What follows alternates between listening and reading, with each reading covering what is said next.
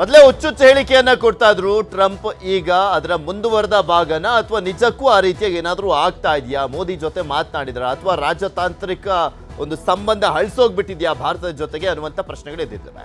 ವೆನೆಜುವೆಲಾ ಗೆದ್ದ ಬಳಿಕ ಟ್ರಂಪ್ ಭಾರಿ ಉತ್ಸಾಹ ಇದೆ, ಹಾಗೆ ಬಿಲ್ಡಪ್ ಅನ್ನು ಕೂಡ ಕೊಡ್ತಿದ್ದಾರೆ. ಮೆಕ್ಸಿಕೋ, ಕ್ಯೂಬಾ, ಕೊಲಂಬಿಯಾ ಮೇಲೆ ಕಣ್ಣನ್ನ ಇಟ್ಟಿದ್ದಾರೆ. ಗ್ರೀನ್ಲ್ಯಾಂಡ್ ಕೂಡ ನಮ್ಮದೇ ಅಂತ ಹೇಳ್ತಾ ಇದ್ದಾರೆ ಟ್ರಂಪ್. ಒಬ್ಬೊಬ್ಬರಿಗೆ ಎಚ್ಚರಿಕೆ ಕೊಡುವಂಥ ಕೆಲಸ. ವೆನೆಜುವೆಲಾದಲ್ಲಿ ಅಟ್ಯಾಕ್ ಮಾಡಿ ಅಲ್ಲಿನ ಅಧ್ಯಕ್ಷರನ್ನ ಎತ್ತಾಕೊಂಡು ಬಂದ ಬಳಿಕ ಭಾರಿ ಬಿಲ್ಡಪ್ ಅನ್ನ ಪಡ್ಕೊಳ್ತಾರೆ. ಶಸ್ತ್ರಾಸ್ತ್ರ ಶಕ್ತಿ ಪ್ರಸ್ತಾಪಿಸಿ ವಿಶ್ವಕ್ಕೆ ಟ್ರಂಪ್ ಬೆದರಿಕೆಯನ್ನು ಕೂಡ ಹಾಕ್ತಾ ಇರುವಂಥದ್ದು. ಮೋದಿ ಹೆಸರು ಪ್ರಸ್ತಾಪಿಸಿ ಟ್ರಂಪ್ ಬಿಲ್ಡಪ್ ಅನ್ನ ಕೂಡ ತಗೊಳ್ತಾ ಇದ್ದಾರೆ. ರಷ್ಯಾ ತೈಲ ಖರೀದಿಯನ್ನ ಭಾರತ ನಿಲ್ಲಿಸಿದೆ ಅಂತ ಹೇಳಿದ್ರು.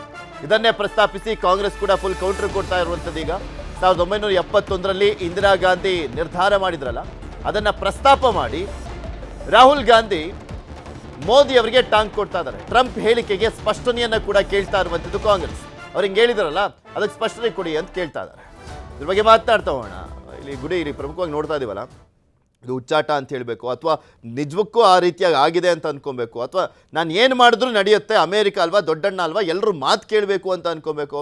ಒಟ್ಟಿನಲ್ಲಿ ಏನೋ ಒಂದು ಹೇಳುವ ಮುಖಾಂತರ ತಂದಾಕುವಂಥ ಕೆಲಸ, ಅದರ ಜೊತೆಗೆ ಇರುವಂಥ ಸಂಬಂಧವನ್ನು ಕೂಡ ಹಾಳು ಮಾಡುವಂಥ ಕೆಲಸ. ಇಲ್ಲಿ ನಾವು ರಾಜತಾಂತ್ರಿಕವಾಗಿ ನೋಡಿದಾಗ ಮತ್ತು ಎಸ್ಪೆಷಲಿ ಜಿಯೋ ಪೊಲಿಟಿಕ್ಸ್ ವಿಚಾರಕ್ಕೆ ಸಂಬಂಧಪಟ್ಟ ಹಾಗೆ ಇವತ್ತು ಟ್ರಂಪ್ ಮಾಡ್ತಾ ಇರುವಂಥ ವಿಚಾರ ಏನು ಅಂತೇಳಿ ಅದನ್ನು ಒಂದು ಅತ್ಯಂತ ದೊಡ್ಡ ವ್ಯಾಪ್ತಿಯಲ್ಲಿ ನಾವು ಗಮನಿಸಬೇಕಾಗುತ್ತೆ. ಪೃಥ್ವಿ ನೋಡಿ, ಈ ಎರಡನೇ ಯುದ್ಧ ಆದಮೇಲೆ ಇಡೀ ವಿಶ್ವದಲ್ಲಿ ಒಂದು ವರ್ಲ್ಡ್ ಆರ್ಡರನ್ನು ಜಾರಿಗೆ ತರಲಾಗುತ್ತೆ. ವಿಶ್ವಸಂಸ್ಥೆ ಬರುತ್ತೆ, ವಿಶ್ವಸಂಸ್ಥೆ ಭದ್ರತಾ ಮಂಡಳಿ ಬರುತ್ತೆ, WTOಗಳು ಬರ್ತವೆ, WHO ಬರುತ್ತೆ. ಅಂದರೆ ಪ್ರತಿಯೊಂದು ಕೂಡ ಇಡೀ ವಿಶ್ವದಲ್ಲಿ ಮತ್ತೆ ಈ ರೀತಿಯಾಗಿರ್ತಕ್ಕಂಥ ಅರಾಜಕತೆ ಆಗಬಾರ್ದು, ಯುದ್ಧಗಳಾಗಬಾರ್ದು.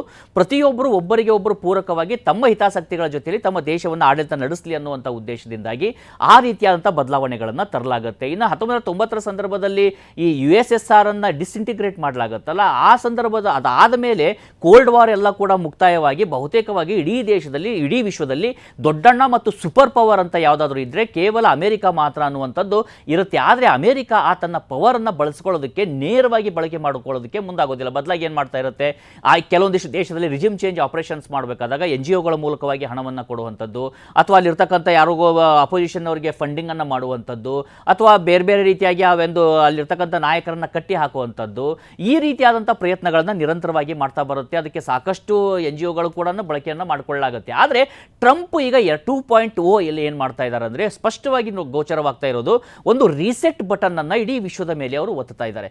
ನಾವು ಕೇವಲ ಇಲ್ಲಿ ಭಾರತದ ಹೆಸರನ್ನು ಪ್ರಸ್ತಾಪ ಮಾಡಿದಾಗ ಅಥವಾ ಭಾರತ ವಿಚಾರಕ್ಕೆ ಸಂಬಂಧಪಟ್ಟಾಗ ನೋಡಿದಾಗ ನಾವು ಅವರು ಭಾರತವನ್ನು ಮಾತ್ರ ಟಾರ್ಗೆಟ್ ಮಾಡ್ತಾ ಇದ್ದಾರೆ ಅಥವಾ ಭಾರತಕ್ಕೆ ಏನೋ ಹೇಳ್ತಾ ಇದ್ದಾರೆ ಅಂತ ನಾವು ನೋಡ್ತಿದ್ದೀವಿ. ಅದೇ ಟ್ರಂಪ್ ಯುರೋಪಿಯನ್ ಒಕ್ಕೂಟಕ್ಕೆ ಕೊಡ್ತಿರುವಂಥ ಹೇಳಿಕೆಗಳನ್ನ ನೋಡ್ತಾ ಇದ್ರೆ, ನಿನ್ನೆ ಈಗ ಫ್ರಾನ್ಸ್ನ ಅಧ್ಯಕ್ಷರಾಗಿರ್ತಕ್ಕಂಥ ಇಮ್ಯಾನ್ಯುಯಲ್ ಮ್ಯಾಕ್ರಾನ್ನರ ಒಂದು ಮಿಮಿಕ್ರಿಯನ್ನು ಮಾಡ್ತಾರೆ.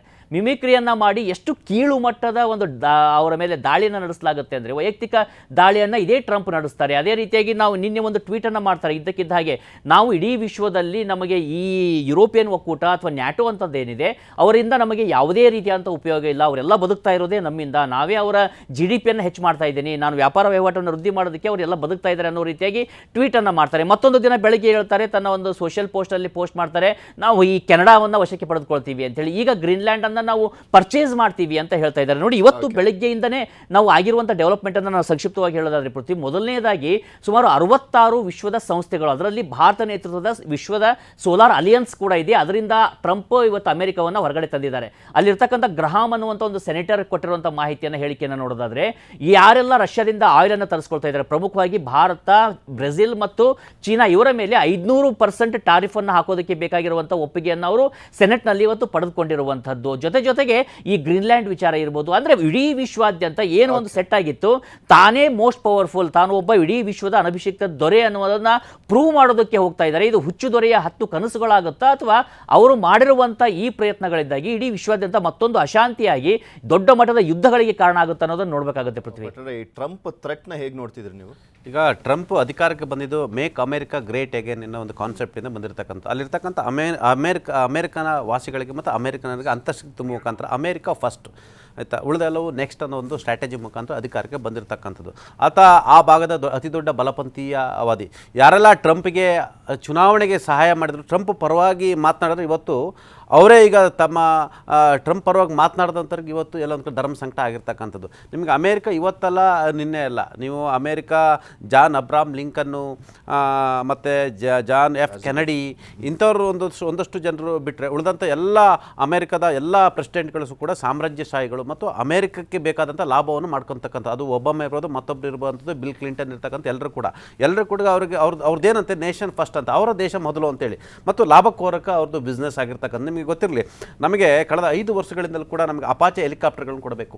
ಎಷ್ಟು 50 ಅಪಾಚೆ ಹೆಲಿಕಾಪ್ಟರ್ ಅಗ್ರಿಮೆಂಟ್ ಡೀಲ್ ಆಗಿರ್ತಕ್ಕಂಥದ್ದು ಇವತ್ತುವರೆಗೂ ಕೂಡ ಅವ್ರು ಕೊಟ್ಟಿಲ್ಲ ಅನ್ನೋ ಮುಖಾಂತರ ನಾವು ಅವರಿಗೆ ಕೊಡಬೇಕಾದ್ರಿಂದ ನಾವು ಒಪ್ಪಂದ ಆಗಿರ್ತಕ್ಕಂಥ ಅದಕ್ಕೆ ಬೇಕಾಗಿರ್ತಕ್ಕ ಹಣವನ್ನು ಕೂಡ ಕೊಟ್ಟಿರ್ತಕ್ಕಂಥ, ಆದರೂ ಕೂಡ ಅವ್ರು ನಮಗೆ ಕೊಡಬೇಕು, ಆದರೆ ಇವತ್ತು ಕೊಡ್ತಿಲ್ಲ ಅನ್ನೋ ಮುಖಾಂತರ ಎಲ್ಲ ಒಂದು ಕಡೆ ಅವ್ರು ಯಾವ ಮಟ್ಟಕ್ಕೆ ಆಟ ಆಡಿಸ್ತಾರೆ ಅಂತ ಅನ್ನೋದು ಒಂದು ಸ್ಪಷ್ಟ ಉದಾಹರಣೆ. ರಷ್ಯಾದಿಂದ ತೈಲ ಖರೀದಿಯನ್ನು ಮಾಡ್ತಿದ್ರ ಅನ್ನೋ ಕಾರಣಕ್ಕಾಗಿ ಅಮೇರಿಕ ಎಲ್ಲೊಂದು ಕಡೆ ನಮ್ಮ ಮೇಲೆ ಟ್ಯಾಕ್ಸನ್ನು ಹಾಕಿದ್ರು, ಚೈನಾ ಮೇಲೆ ಹಾಕಿದ್ರು, ಬ್ರೆಜಿಲ್ ಮೇಲೆ ಹಾಕಿದ್ರು, ಸುತ್ತಮುತ್ತ ಎಲ್ಲ ರಾಷ್ಟ್ರಗಳ ಮೇಲೆ ಹಾಕಿದ್ರು. ನಿಮಗೆ ಗೊತ್ತಿರಲಿ, ಒಂದು ದೇಶದ ಪ್ರಜಾಪ್ರಭುತ್ವ ವ್ಯವಸ್ಥೆಯಲ್ಲಿ ಆ ದೇಶ ನಿಂತ ಸಂದರ್ಭದಲ್ಲಿ ವೆನಿಜುವೆಲಾ ಒಂದು ದೇಶದ ಅಧ್ಯಕ್ಷನನ್ನೇ ಅವನ ಬೆಡ್ರೂಮ್ ನುಗ್ಗಿ ಎತ್ತಾಕೊಂಡು ಬರ್ತಾರಂದರೆ ಅಮೇರಿಕದ ಮನಸ್ಥಿತಿ ಯಾವ ರೀತಿ, ಅದು ಸಾಮ್ರಾಜ್ಯಶಾಹಿ ಮತ್ತು ಆರ್ಥಿಕಶಾಹಿ ಮನಸ್ಥಿತಿ ಯಾವ ರೀತಿ ಅನ್ನೋದಕ್ಕೆ ಸ್ಪಷ್ಟವಾದ ಉದಾಹರಣೆ. ಅದು ಯಾರೇ ಇರ್ಬೋದು. ಇವತ್ತು ನಾವು ಟ್ರಂಪ್ ಜೊತೆ ನಾಳೆ ನಾವು ರಾಜಿ ಆಗ್ಬೋದು, ರಾಜಿ ಆದ ತಕ್ಷಣ ಆತ ರಾಜಿ ಆದರೂ ಕೂಡ ಭಾರತದಿಂದ ಲಾಭವನ್ನೇ ನೋಡ್ತಾರೆ ವಿನಃ ಬೇರೆ ಏನೂ ನೋಡಲ್ಲ. ಅದೇ ಕಾರಣಕ್ಕಾಗಿ ಅಟ್ ದ ಸೇಮ್ ಟೈಮ್ ಪಾಕಿಸ್ತಾನದ ಜನರಲ್ನ ಕರೆಸಿ ಊಟವನ್ನು ಕೊಡ್ತಾರೆ, ಪಾಕಿಸ್ತಾನವನ್ನು ಹೊಗಳ್ತಾರೆ, ಸುತ್ತಮುತ್ತ ನಮ್ಮ ಭಾರತದ ಸುತ್ತ ಇರ್ತಕ್ಕಂಥವ್ರನ್ನ ಹೊಗಳ್ತಾರೆ. ಒಟ್ಟಾರೆ ಅಮೇರಿಕದ ಸಾಮ್ರಾಜ್ಯಶಾಹಿಯನ್ನು ಎದುರಾಕೊಳ್ಳೋದು ಇವತ್ತಿನ ಜಾಗತಿಕ ಮಟ್ಟದಲ್ಲಿ ಅಷ್ಟು ಸುಲಭದ ಮಾತಲ್ಲ. ಯಾಕಂತೇಳಿದ್ರೆ ಇಡೀ ದೇಶ ಈಗ ಗ್ಲೋಬಲ್ ಒಂದು ಸಣ್ಣ ವಿಲೇಜ್ ಆಗಿರ್ತಕ್ಕಂಥದ್ದು. ಮುಕ್ತ ವ್ಯಾಪಾರ ಯಾವಾಗ ಬಂತು, ಗ್ಯಾಟ್ ಅನ್ನೋದು ಯಾವಾಗ ಒಪ್ಪಂದ ಆಯಿತು, general agreement, tax and tariff ಒಪ್ಪಂದ ಆಯಿತು, ಮತ್ತು ಲಿಬರೈಸೇಷನ್ ಮತ್ತು ಗ್ಲೋಬಲೈಸೇಷನ್ ಮತ್ತು ಪ್ರೈವೇಟೈಸೇಷನ್ ಮುಕ್ತ ವ್ಯಾಪಾರ ಆಯಿತು, ಅವತ್ತಿಂದ ಇಡೀ ಜಗತ್ತು ಒಂದು ವ್ಯಾಪಾರ ಕೇಂದ್ರ ಆಗಿರ್ತಕ್ಕಂಥದ್ದು, ಒಂದು ಹಳ್ಳಿ ಥರ ಆಗಿರ್ತಕ್ಕಂಥ. ಹಾಗಾಗಿ ನಮಗೂ ಅಮೇರಿಕ ಅನಿವಾರ್ಯ, ಅಮೇರಿಕ ಕೂಡ ನಮಗೆ ಅನಿವಾರ್ಯ. ಪ್ರಸ್ತುತದಲ್ಲಿ ಅತಿ ಹೆಚ್ಚು ನಮಗೀಗ ಅಮೇರಿಕದಿಂದ ತೊಂದರೆ ಆಗ್ತಿರ್ತಕ್ಕಂಥದ್ದು ವೀಸಾ ಇರ್ತಕ್ಕಂಥದ್ದು, HB1 ವೀಸಾ ಇರ್ತಕ್ಕಂಥದ್ದು, ಬೇರೆ ಬೇರೆ ಇರ್ತಕ್ಕಂಥದ್ದು. ಸದ್ಯ ಟ್ರಂಪ್ ಇವತ್ತೊಂದು ಸ್ಟೇಟ್ಮೆಂಟ್ ಕೊಡ್ತಾರೆ, ನಾಳೆ ಮತ್ತೊಂದು ಸ್ಟೇಟ್ಮೆಂಟ್ ಕೊಡ್ತಾರೆ.